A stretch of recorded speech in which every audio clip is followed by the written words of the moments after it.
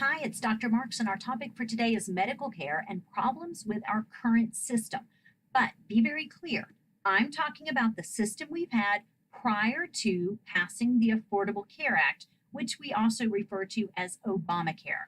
So I'm going to try to say that over and over again, but I'm describing the system as it was just a few years ago before we had this health insurance mandate. So keep that in mind as we continue. Well, problem number one is that we have large populations of uninsured persons, very large populations. It's estimated, and there's a lot of different estimates out there, but 48 million people were deemed as uninsured by the Census Bureau. So I can find other statistics, but regardless, whatever statistics you're looking at, it's going to be a very large portion of our population does not have health insurance. Now, the number of insured persons has increased over time. Now, remember, we're talking about pre-Obamacare, so before we had the Affordable Care Act. If we look at the percentage of the population, while number of uninsured persons has increased, remember our population is growing, the percent of population that's uninsured has been relatively flat. So here's some data. This is 1987 to 2012.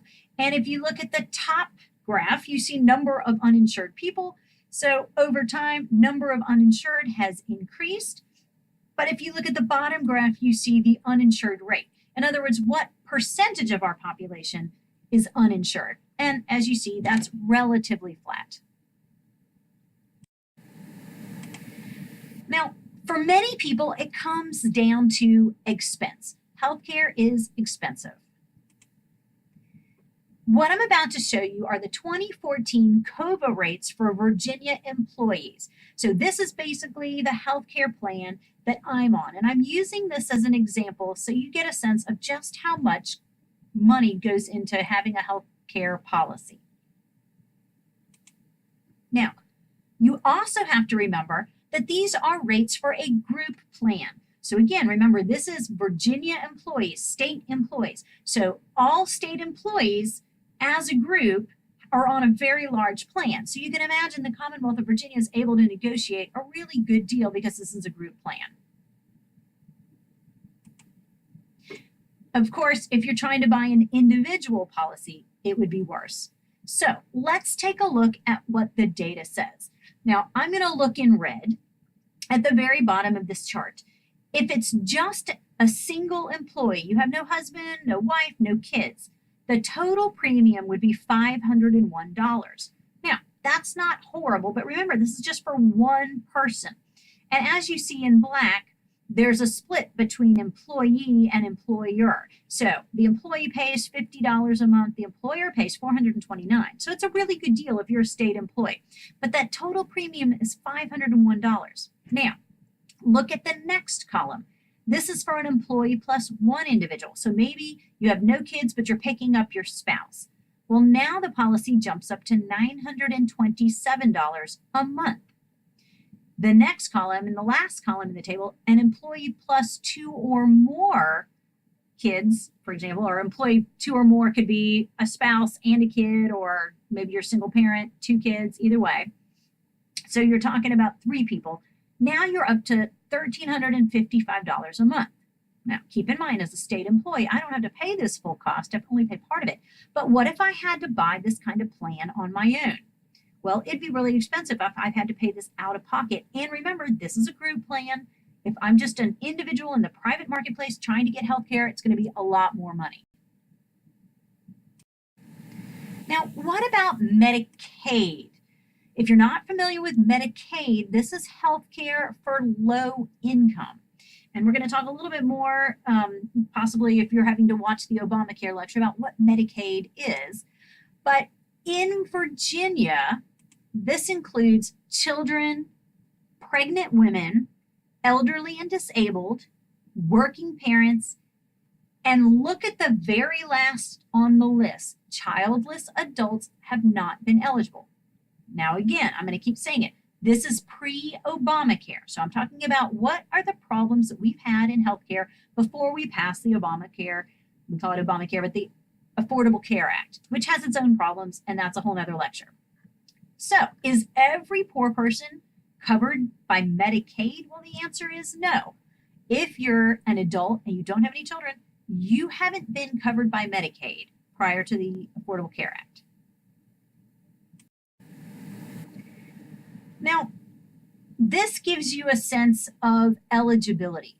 So look on the right, and it gives you some idea, and this is, a couple years old because we're looking at poverty lines from 2013, but look on the right, you see eligibility related to the federal poverty line. In other words, if you have children between 0 and 18 years old, you're eligible if your income is less than 133% of the poverty line.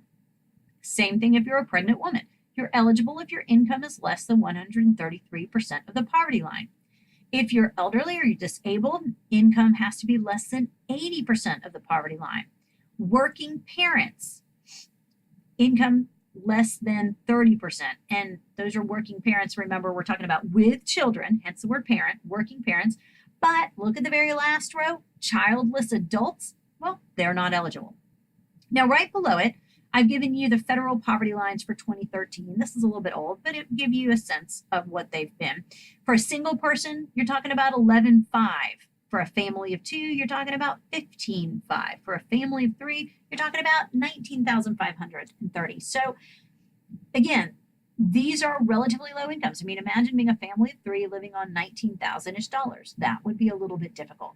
So Medicaid covers some people that are poor, but not all people.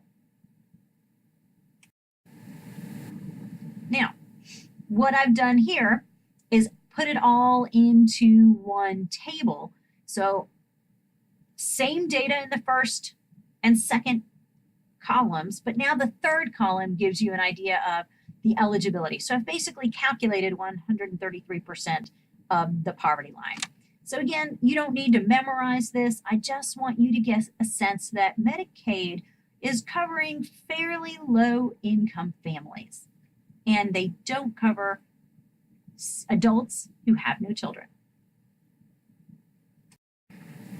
Okay, problem number 2 is that a large population of people are underinsured. Now remember, problem number 1 is that they were uninsured. This says underinsured persons. What do I mean by underinsured? Well, underinsured means you're a person who has inadequate coverage. A person with inadequate coverage.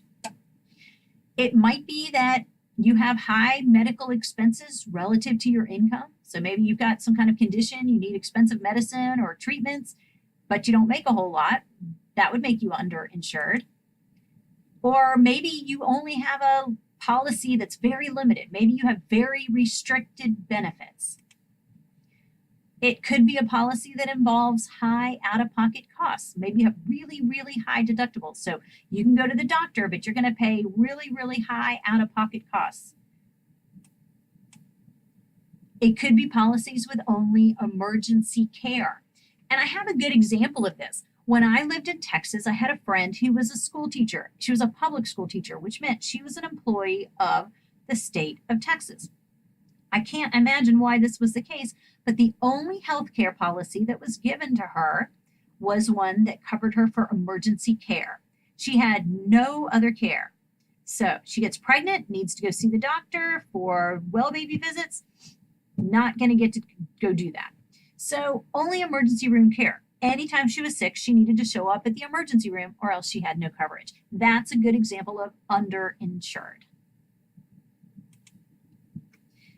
Often insured by means other than through their jobs. So the last thing related to being underinsured is that often they don't have insurance through their jobs. They have to maybe pick up their own policy in the private marketplace.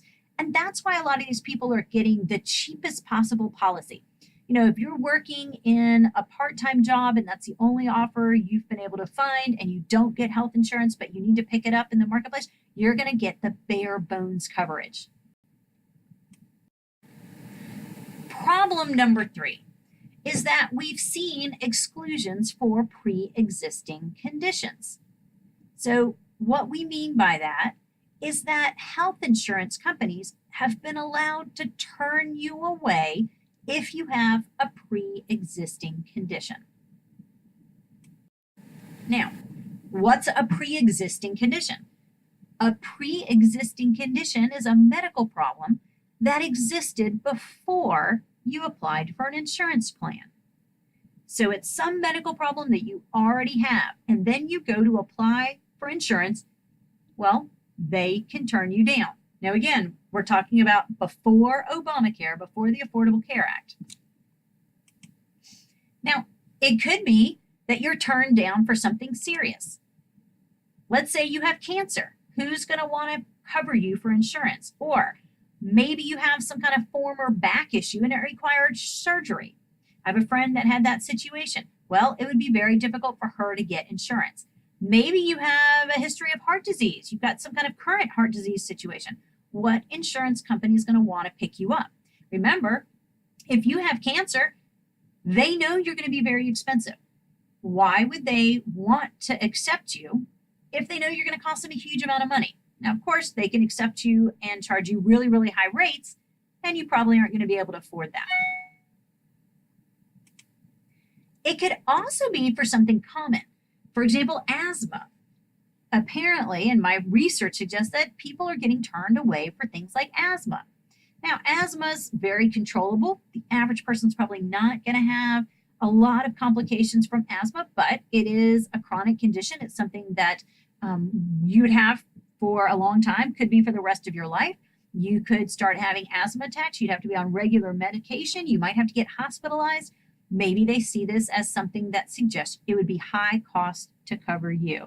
So pre-existing conditions could be any kind of medical problem that you have already. You try to get health insurance and they've been allowed to turn you down until the Affordable Care Act. And we'll talk more about that in another lecture. So you can be denied coverage for a pre-existing condition. That's the way life has worked in our healthcare markets. And it's important to remember, firms who sell insurance are worried about their bottom line. Remember, they're not charities. They're for-profit companies for the most part. So they have to think about who they insure. So what they're doing is excluding people who are expected to be high cost, right? When you fill out that application and you say you have breast cancer, well, they know you're going to be really high cost. So it doesn't make sense as a business model for them to insure you. We have to remember that if the insurance company insures all of the high cost people, then remember everyone's insurance rates have to go up. We have to remember that there's cross-subsidization going on. So what happens is that the healthy people that never go to the doctor and never get hospitalized, well, they're basically subsidizing the unhealthy people. Well, as we have more unhealthy people, it makes sense we have to charge the healthy people a little bit more. Now, in some cases, coverage isn't just denied, but the insurance company still does things to protect itself. So there might be companies that will offer you a policy, but they build in some protections for themselves. For example, maybe there's a pre-existing condition exclusion. You have breast cancer, we'll cover you, but not for breast cancer. Okay, so you can have coverage, but we're not going to cover those conditions you already have. All right, well, that's not going to be a great policy for you, but maybe it's the best that you can do. Or maybe they only cover you after a grace period. So maybe they say, all right, you have asthma. We're not going to cover asthma for a year, but then after a year and the grace period's over, then we'll cover it.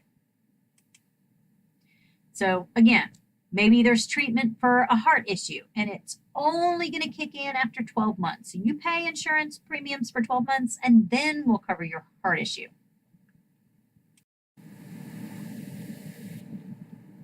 You might also see what's called a condition-specific deductible.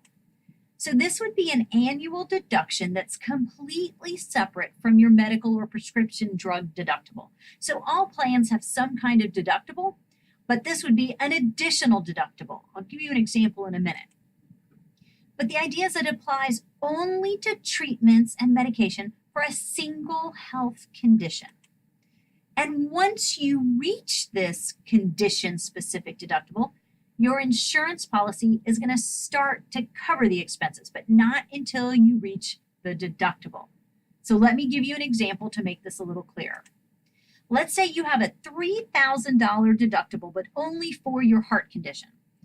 You have a whole nother deductible for your plan, but this is specific to the heart condition. What that means is you're going to pay the first $3,000 for anything related to your heart condition, and you're going to pay it every year. Now, after you've paid $3,000 out of pocket, then the insurance will start to kick in, but not until you get to that $3,001st. So you can see that if you have a medical condition and you have a condition-specific deductible, well, at least it might allow you to get insurance, but you're going to pay a lot out of pocket. Problem number 4 is that in general, a lot of people have health insurance tied to jobs. I have health insurance tied to my job, and a lot of you will too when you graduate and you get a good job.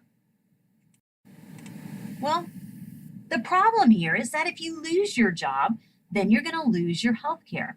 So imagine what happened during the recession. A lot of people lost their jobs for no fault of their own, and poof, they lost their job and their health insurance at the same time. Now, if I lose my job here at Longwood University, I'm eligible for what they call a bridge policy. By law, there has to be some bridge policy that will pick me up. So I think it's called COBRA for me, and I can get picked up on COBRA, but the problem is it's very expensive. And if I've lost my job, it's not clear I can pay for this expensive COBRA policy. So again, I lose my job at Longwood, I can pick up COBRA insurance. That's required by law. And this was created in the Consolidated Omnibus Budget Reconciliation Act of 1986. That's where the name COBRA came from. So basically, it's the idea that you have to still extend people health care, but you don't have to pay for it. So Longwood has to make COBRA available to me if I lose my job, but they don't have to pay for it. So the bottom line is that COBRA allows for continuation of group healthcare coverage. And that's important, group healthcare coverage that otherwise would end when I lose my job. It also exists if something happens and I get divorced and my husband drops me from his insurance. I have to have something I can pick up. Well, again, as I said, COBRA is expensive. If I lose my job, I probably can't pay for COBRA. So it's kind of a, thanks for the gumball. It's a nice idea. It's not clear that it would really help me out should I lose my job. Now, on COBRA, you're going to pay the full cost of the group healthcare plan you've been on. So COBRA kind of allows that policy to continue on, and you get to take advantage of the group rate. So that's the key, that at Longwood University, being part of the state of Virginia, is able to negotiate a better price than you can negotiate on your own. But then you also have to pay a 2% administrative fee. Now, I've already shown you some data. This is a pretty large expense. So if I'm picking up myself, it's like $500-ish. But if I'm picking up my entire family, this is probably more than I'm going to be able to afford upon losing my job. Here are the COBRA rates for 2014, just so you can get an idea. So a family would have $1,382 once we add in the administrative fee. So if you look at that far right column, employees plus 2 or more. So if you're including your spouse and your kids and you have at least 3 or more people in your family, $1,355, add 2%. That's where 1,382 came from. You don't need to memorize these numbers, but I do want you to appreciate that this is pretty expensive. So I've lost my job. Now I have to pick up healthcare for my family out of pocket for $1,382. That's probably not going to happen. However, the thing that we need to keep remembering is that if I have to get an individual family policy, if I just have to go to the marketplace and get my own individual policy, again, we're talking about pre-Obamacare, well, it's going to be more than $1,382. So the law, the COBRA law, basically says, look, if somebody loses their job, you can't cut them out of the group plan, but they have to pay for it themselves. You might be asking, why is healthcare tied to employment? Well, it didn't necessarily used to be that way, but it grew out of historical events. In the 1940s, we saw the establishment of the National War Board by the United States government. So we have to go all the way back to the 1940s and the National War Board. Well, the National War Board established wage controls in the 1940s.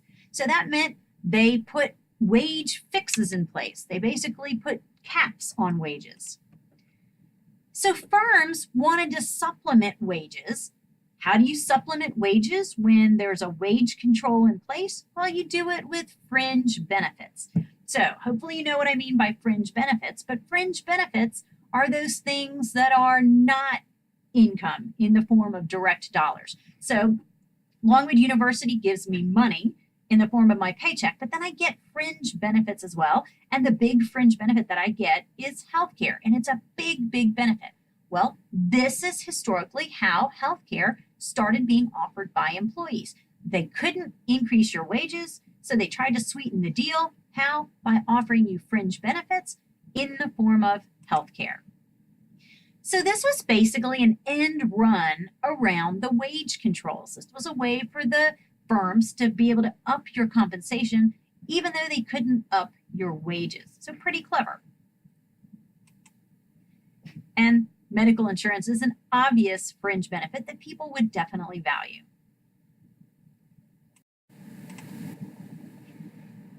This idea of offering health care also created tax-deductible expenses for business because it's not taxed as income for employees.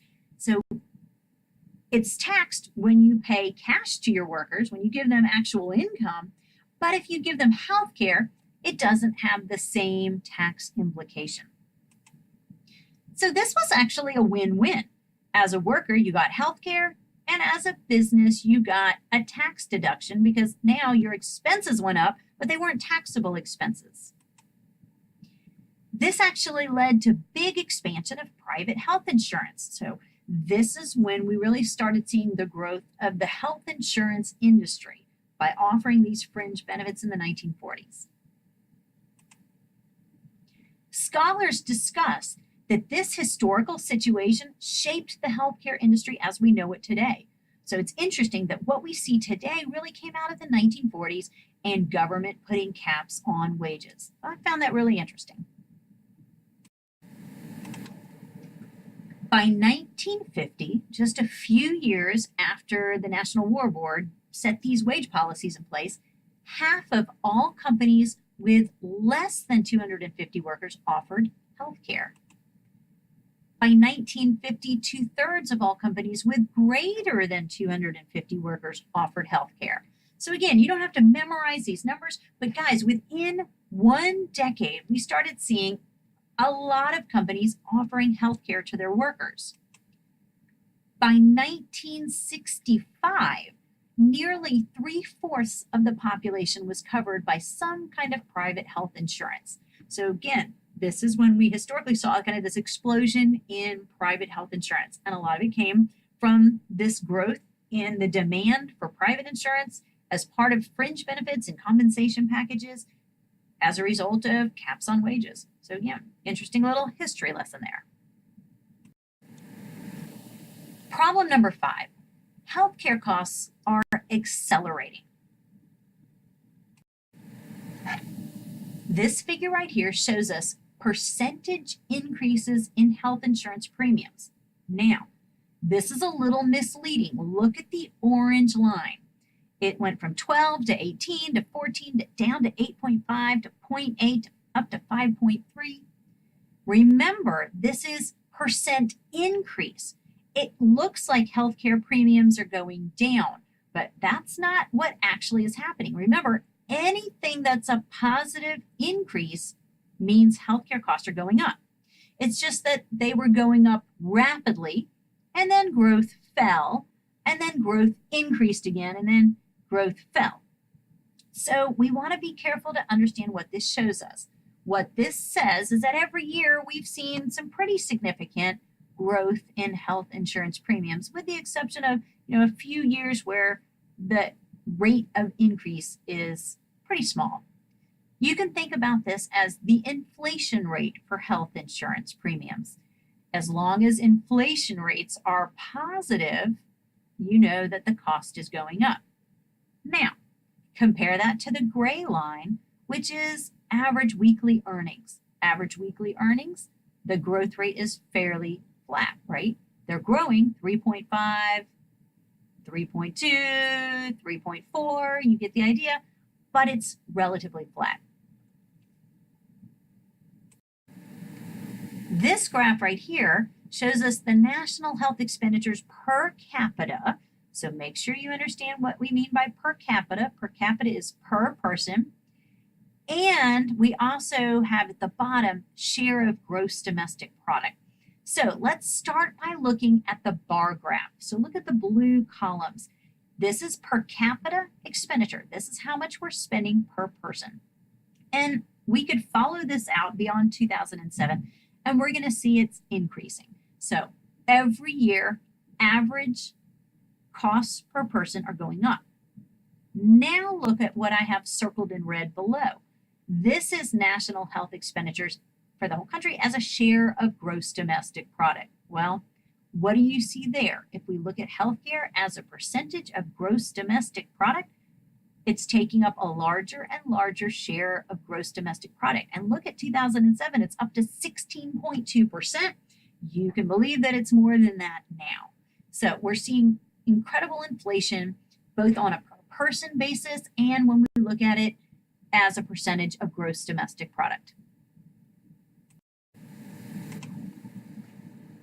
As we just saw, we see an increase in our expenditures per person. We also see an increase in the percent of gross domestic product that healthcare is consuming. So 2007, it was 16 point something percent. It's probably closer to 18-ish% now. Unfortunately, this isn't unique to the United States. We're seeing healthcare costs rise in a bunch of other countries too. So we're not the only country that struggles with this. Other OECD studies suggest a lot of other countries are experiencing this same kind of inflation.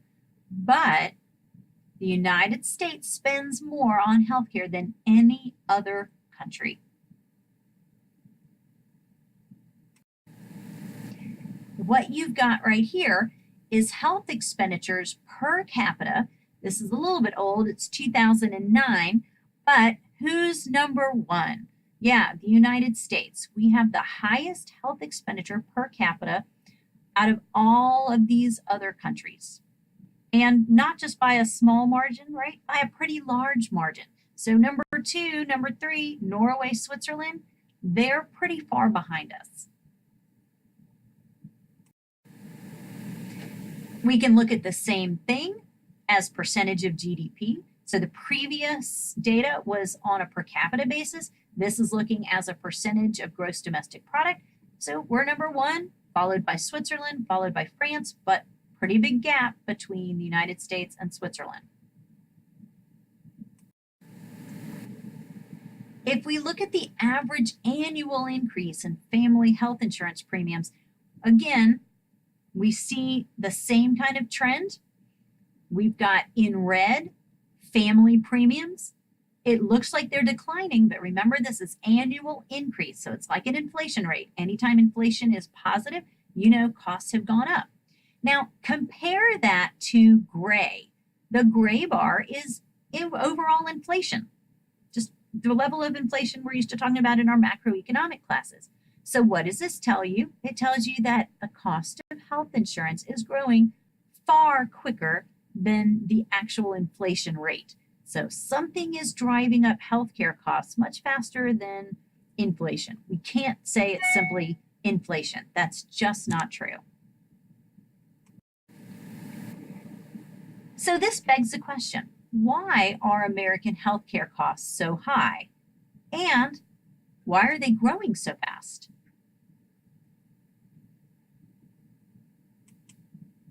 Well, turns out that there's many factors involved here. And it's hard for us to know the exact contribution that each of these factors has, so we're not going to try to quantify anything, but we'll get a good sense of what's going on. Researchers definitely have some idea about what's the most important, so we'll focus a little bit on those ideas, but we're not going to literally quantify it. So the first thing that contributes to the high cost of healthcare is high compensation rates for doctors. And many people have been quick to blame doctors that, gosh, if these doctors didn't make so much money, then healthcare would be a lot cheaper. Well, yeah, it's true. Doctors have huge incomes. My brother's a doctor. He makes many times my annual income. I clearly did it wrong. He's the rich one in the family. And it is true that doctors in the United States make more than doctors in other countries. This year I have an exchange student from Germany, and his dad's a doctor. We always pick on him and say, oh, you know, you come from this rich family because your dad's a doctor. And he always wants to say, hey, look, doctors in Germany don't make the same as doctors in the United States. And that's definitely true. Doctors in the United States make more than doctors in other countries. When we're comparing to other OECD countries, we see that specialists in the United States make 4 times more, and primary care physicians make 3.2 times more. So doctors in the US do make more than their international counterparts.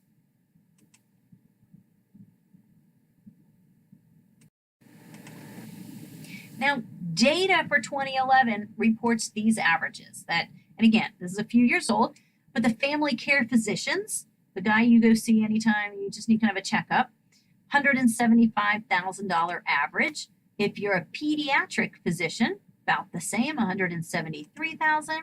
If you're an oncologist, they deal with cancer, $278,000 is the average. If you're an orthopedist, $405,000, and actually got to note that's not an average, but it's kind of on the high side. Clearly, our doctors in the United States make more than what you're going to see in countries with national health care. So if we compare this to Canada, where we see national health care, clearly we're going to see some different statistics. Well, in our country, there's lack of a single payer.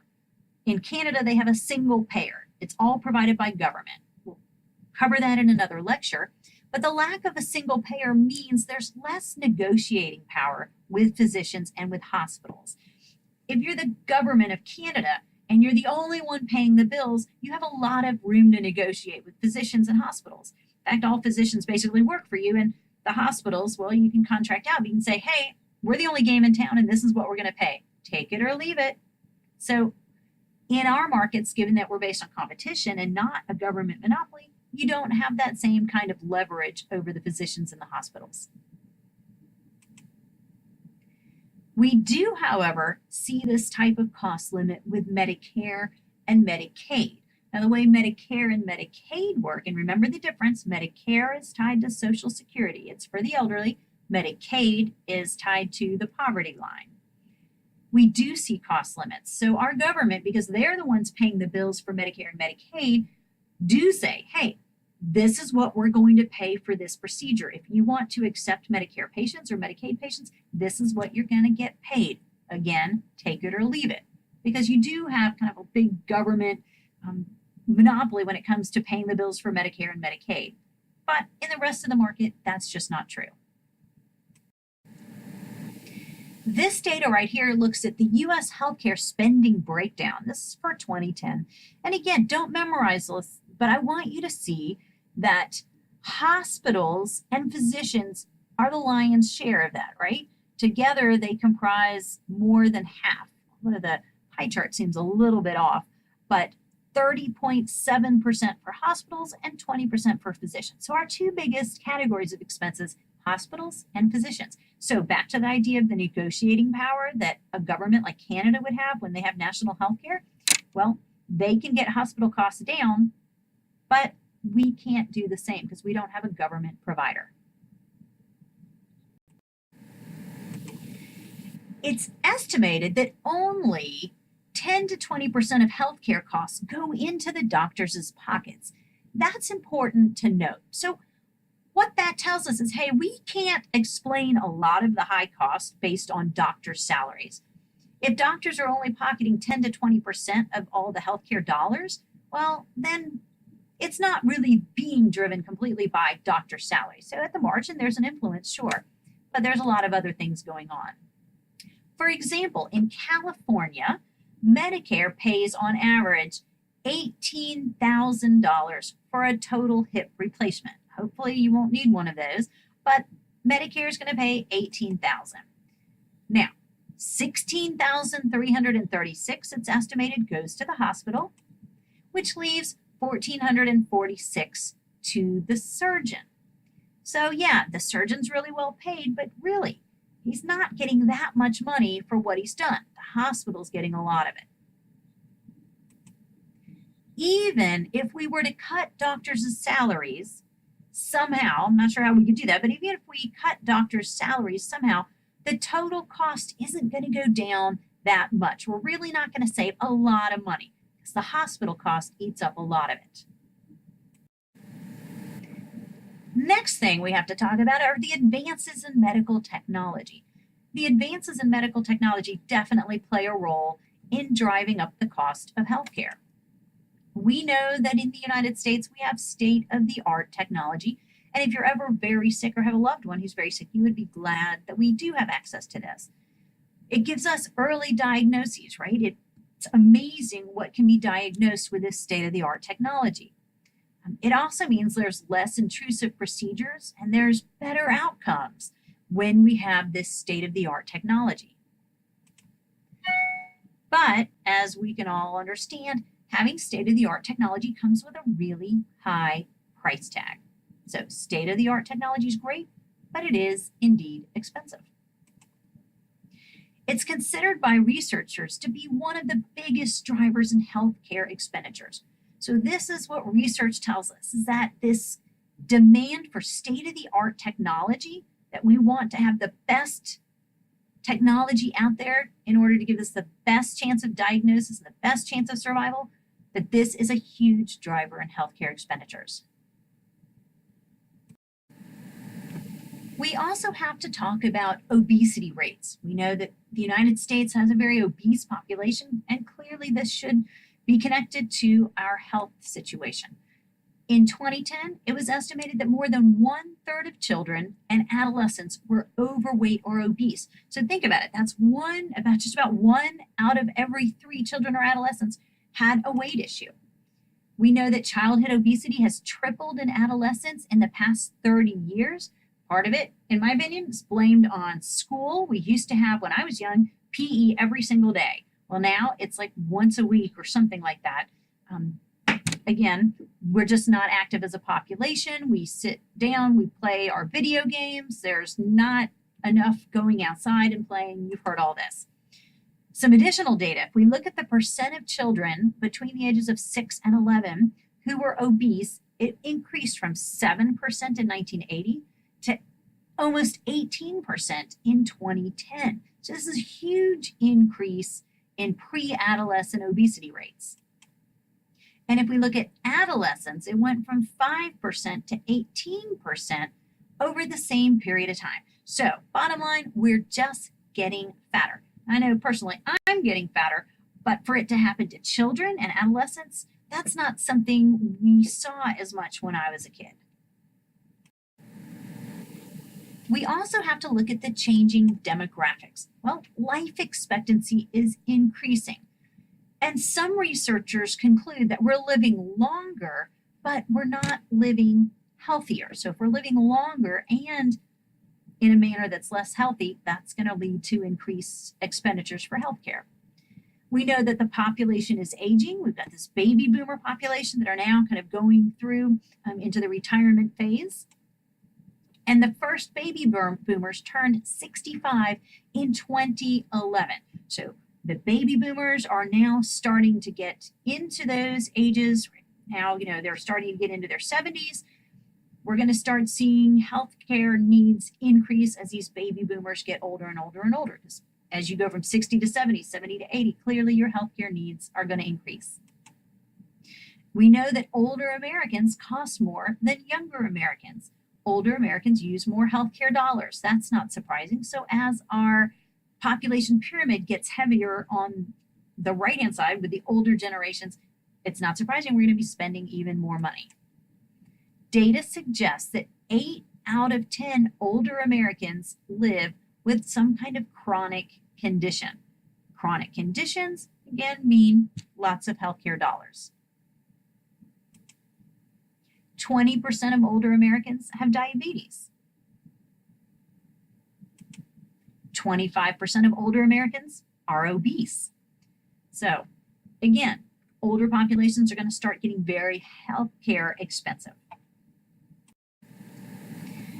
This right here shows us the percentage of prescription drugs used in the last month by age. And this is a little bit older study, 2007, 2008. I doubt anything's changed, but look at the colors. Orange shows us that they use 5 or more drugs for a month. Green is 3 to 4 drugs. So orange is using the most drugs and green is using the next to most drugs. And what do you see? Older populations starting to use more and more pharmaceuticals. And again, that translates into healthcare dollars. Now let's turn our attention to Medicare. Remember, Medicare is tied to what we just talked about, the baby boomer population and the changing population dynamics. As we just said, the first boomers turned 65 in 2011. And also remember, as we just said, older people cost more than younger people. So as the baby boomers start getting into their older years, as they're retiring, they're going to start getting more expensive. Now, the Social Security's trustees, remember the ones that do the actuarial modeling for the Social Security system and for the Social Security Administration, they project that in 2012,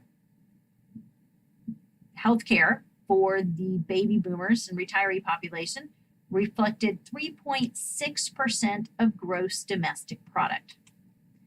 But it's estimated that it's going to grow to 5.6% by year 2035.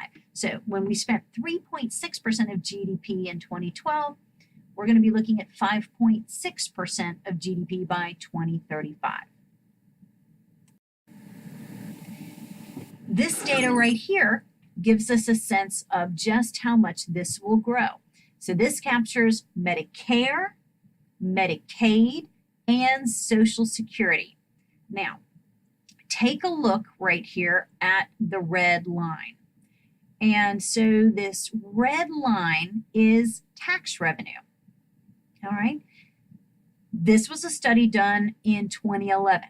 So look at the red line and you see it's kind of squiggly. Then it gets to 2010 and it becomes a flat line. Well, that's because that starting in 2010 was all forecasted. So they're forecasting it at an average tax revenue of 18%.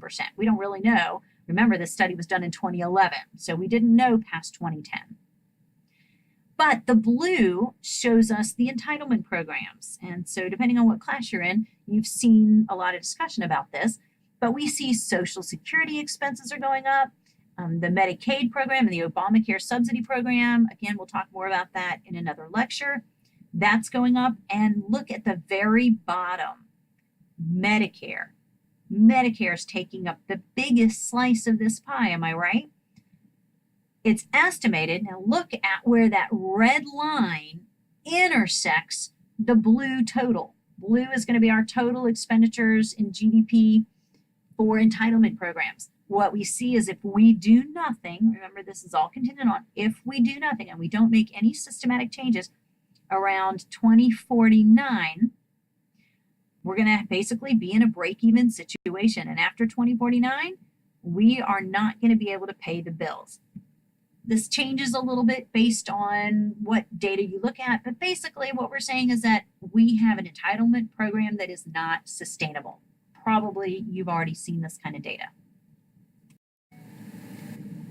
Next, we have to look at the demand for the latest drugs and treatments, because we're in a country where we demand cutting edge, right? We demand that we have medical innovation, new drugs on the market, new treatments, and we want them applied to us. We've already discussed that high cost, cutting edge stuff, that's expensive. That's driving up healthcare expenditures. And now we have to add in the cost of prescription drugs. Think about how much money goes into trying to bring a new prescription drug to market. It's an insane amount of money. My brother actually worked in pharmaceutical testing for a number of years. He owned a company in California and then he sold it for $1 gazillion. But just the cost of running the clinical trials alone, that's a huge amount of money. And that doesn't even include the cost of research and development of these drugs.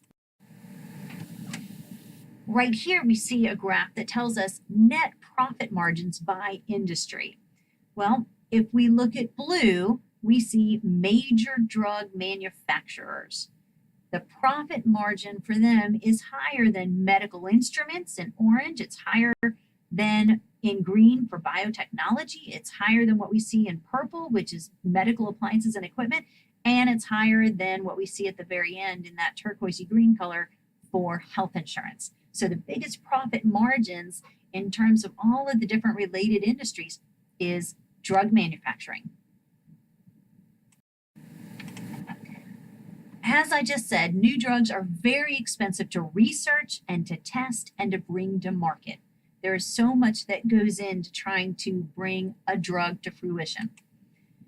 Of course, then it's protected by patents for many years. So let's say we bring a new drug to market. Well, I've got to make sure that my investment's protected, so I'm going to file for a patent, and that's going to give me the exclusive right to produce it for many, many years. Basically, that means I have a monopoly on this drug. Here's a good example. $293 million was spent for a single sleep drug in 2007. So to bring kind of a drug for helping you sleep better at night. So it's not even kind of, really cutting edge. There's other things that exist, but a new sleep-related drug, $293 million to bring that to fruition. When patents expire, then generics can be produced, right? When patents expire, other companies can get into the game, and then you see competition. And some of that competition is in the form of generics. But until then, the drug may be very expensive.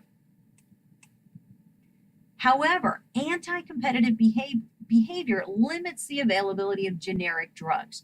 We tend to think about when patents expire that all of a sudden there's a lot of competition, but there's actually a lot of evidence that suggests there's kind of anti-competitive behavior going on, and that limits the availability of generic drugs to people like you and me who maybe benefit from having that cheaper alternative.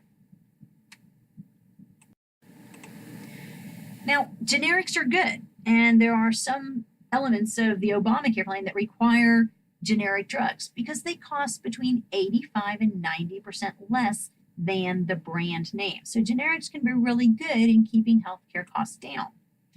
But there's not as many generic drugs as they should be. Why is that? Well, again, patents give the exclusive rights to the developing firm. So if you're a firm, you get an exclusive right through your patent to be the only one delivering a certain drug. You're going to be a monopoly for a while. And then, even when your patent expires, firms pay competitors to keep generics off the market. I had no idea about this until I did a little research. But if you're a firm and your patent just expired, there's some other company, let's call them Company B. Company B wants to get into the game. Well, you're going to write a big check to Company B to keep them from putting that generic on the market. That's going to allow you to retain your monopoly power. Here's an example. In 2006, Bristol Myers Squibb, well-known pharmaceutical company, they paid the generic drug maker Apotex to delay bringing the generic drug to market for something that they had just had the patent expire on. They paid them basically for 5 years, which basically meant that Bristol-Myers Squibb had monopoly power for 5 more years after their patent expired. Bristol-Myers Squibb was able to keep making really big money, $3.4 billion a year in the sales on their brand name drug, simply by paying out the generic manufacturer.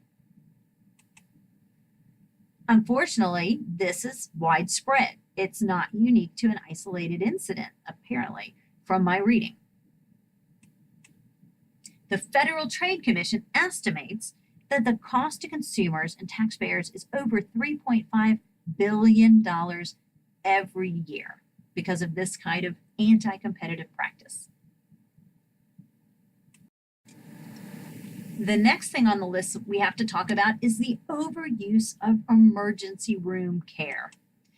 The overuse of emergency departments is responsible for $38 billion of wasteful spending every year. Now, what I'm talking about is people who, instead of going to their family physician, show up at the emergency room and expect to have care. Now, think about why that is, though. Remember the friend of mine from Texas that I told you about? She had a policy as a school teacher in Texas, and it only gave her emergency room coverage. So anytime she was sick, she either paid out of pocket or she went to the emergency room. Well, it's a really easy choice. Non-emergency visits accounted for 12 to 13% of all visits to the ER between 2003 and 2007. So what we're saying is that there's about 13% of visits that don't need to go to the ER. They could just be seen in a physician's office. Often, the reason is lack of weekend and evening hours for physicians. So if you're feeling sick on Friday night, you're not going to find your doctor around. If you are feeling sick on Sunday morning, or your son is sick, you're not going to find a doctor around. So what are your only options? Well, it's go to the emergency room. We have to remember that emergency room costs are much higher. If you have something done by the ER, you're going to get a big bill. Have that same thing done in a doctor's office, it's going to be far cheaper. Fraud and abuse, another big problem. We can talk about fraud on the part of individuals. What might be examples? Well, hiding pre-existing conditions when applying for coverage. So maybe you decide you're going to apply for health insurance, but you really have some kind of medical condition and you're going to lie on your application. That would be fraud. Or maybe you're going to use somebody else's medical insurance to obtain services.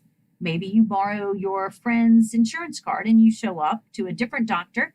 Well, there's no picture on your card. You have to sometimes show ID, but not always. How do you know that somebody's not using somebody else's medical insurance card?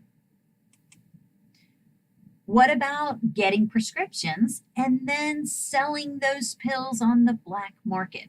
My kids in high school make a lot of jokes about sometimes I have to get certain prescriptions. I was in the hospital for something and they gave me oxycodone, and the running joke in my household is that my kids were going to steal my medicine and sell them to their friends. Of course, they were absolutely just kidding, but that kind of thing happens.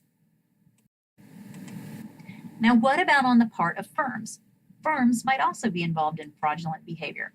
There might be phantom claims for services or supplies that were never provided. So maybe they file a fake insurance claim or a fake Medicare claim. So they fill out paperwork saying, hey, somebody named Bob Smith showed up and he needed this procedure done, and we're now claiming insurance. And there was no Bob Smith to begin with. They just made it up as a way to get paid. That kind of stuff happens. Sometimes they duplicate claim submissions.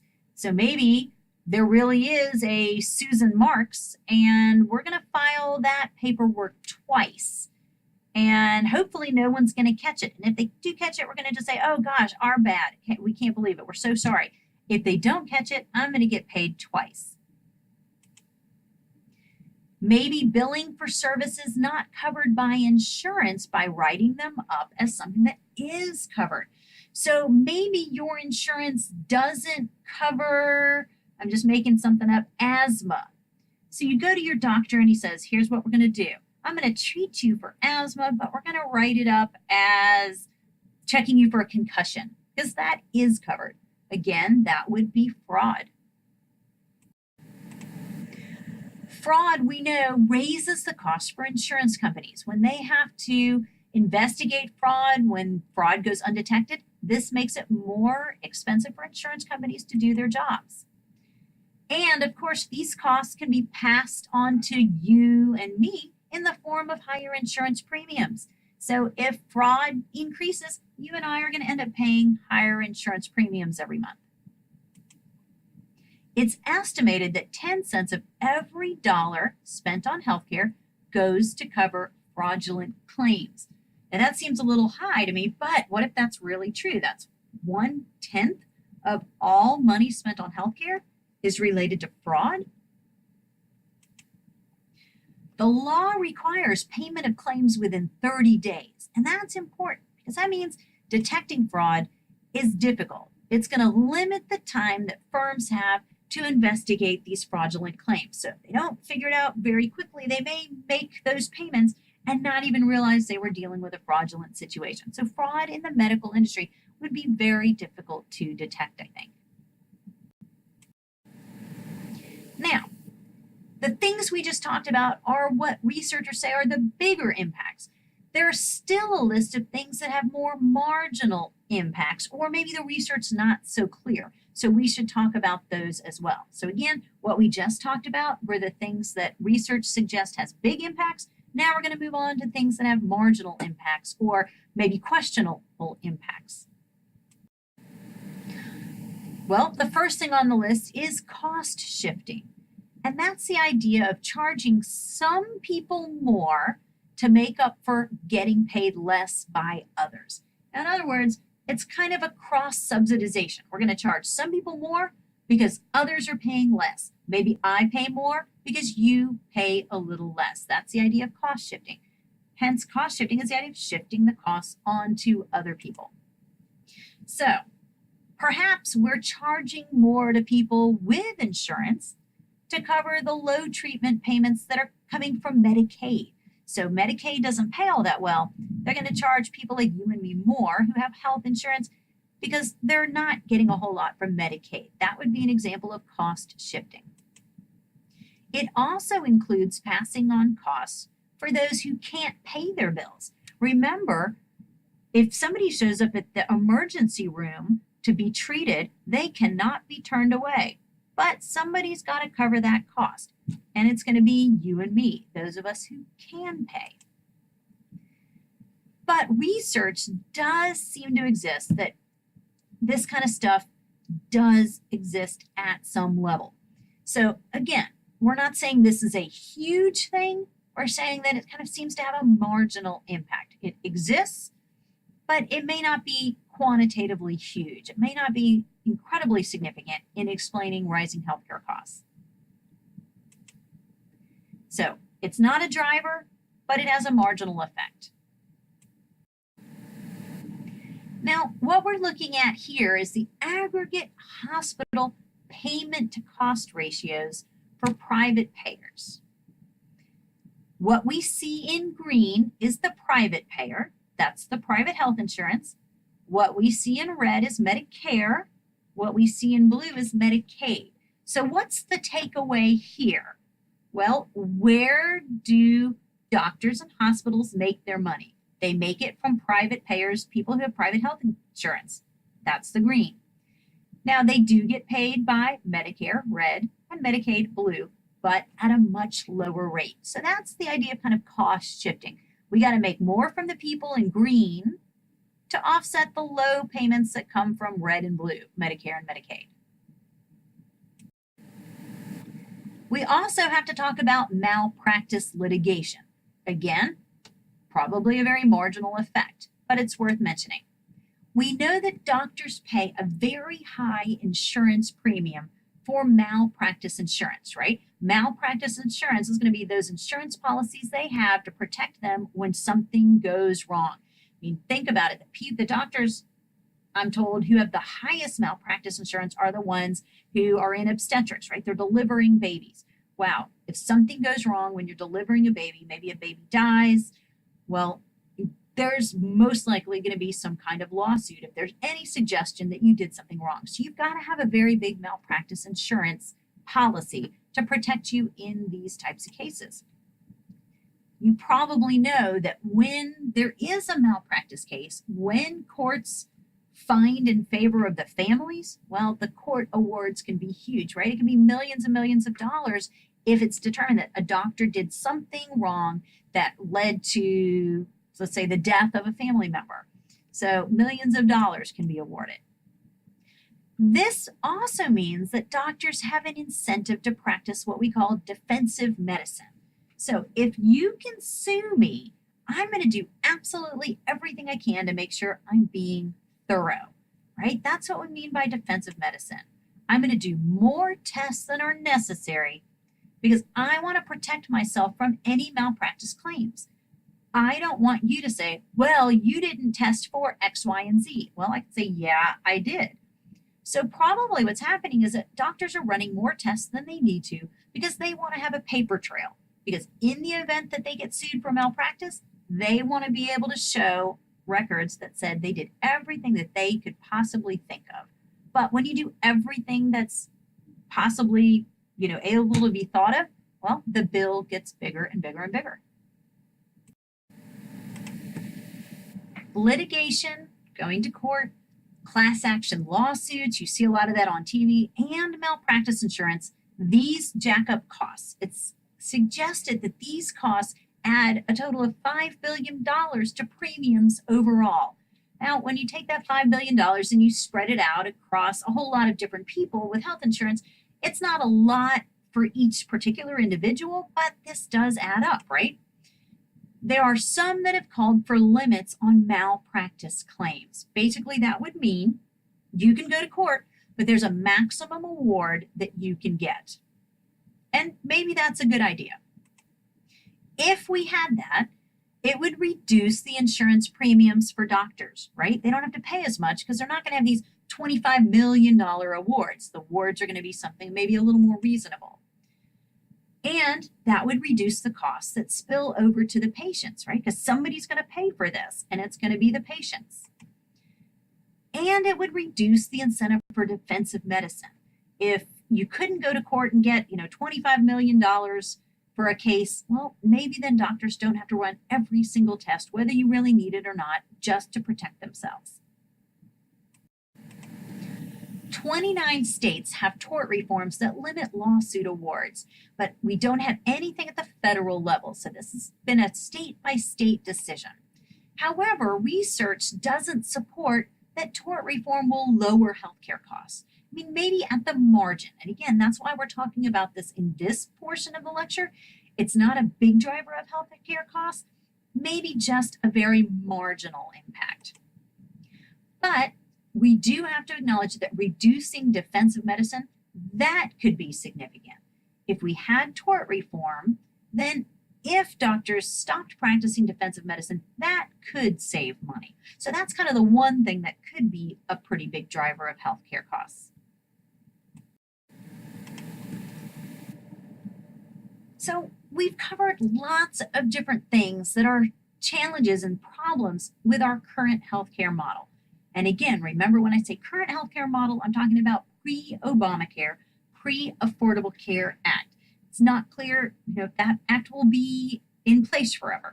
So the Affordable Care Act really is just trying to address the problems we have. So those problems still exist, but are being somewhat addressed by the Obamacare plan. More on that later. Depending on what class you're in, you might be watching a lecture on that. So we've already talked about that costs aren't sustainable. They continue to rise, that we have too little access to healthcare for many, many people. They're either uninsured or underinsured. But we have to acknowledge one thing, and that is that we have the best healthcare, not healthcare system, but the best care available in the world. There are people that come from all over the world to the United States to receive treatment from our physicians and in our hospitals. The care is truly excellent, but it comes at a price. So in that respect, we have to remember it's a trade-off. In a sense, you kind of pay for what you get. And if we're going to demand the best, if we're going to demand cutting edge technology, then we have to be willing to pay for it. Clearly, we need some kind of reforms, but deciding on reforms is going to be very, very difficult. When we talk about the Obamacare plan, for those of you that have to learn about that, you're going to see that there's not an easy solution. The Obamacare plan is intending to try to make healthcare more accessible, and it does some interesting things, but it may not have really solved the problems. Before we can decide anything about what direction to go with reforms, whether we keep Obamacare or whether we scrap it and try something different, whether we just reform it, we have to answer one central question. And that question is, what kind of right is healthcare? What kind of right is healthcare? Do we want equal access for all? Do we want this to be something where everybody, wealthy, middle income, low income, has the same access to healthcare? Or do we want to treat it more like food? And if you think about food, we try to ensure that everyone has a basic allotment, right? People get, they used to be called food stamps, but now you can be eligible for EBT cards. So every family, hopefully, has some basic allotment of food. But non-poor families are able to get more food, and they're able to get better quality. So do we want equal access for all, where everybody gets the same exact thing and has the same exact access? Or do we want to make sure that people have something basic, and those people that can afford better or more can take advantage of that? And as a country, it's not clear that we've really answered that question. So thank you for listening. I know that was long. Let me know if you have any questions at all, and have a fantastic day.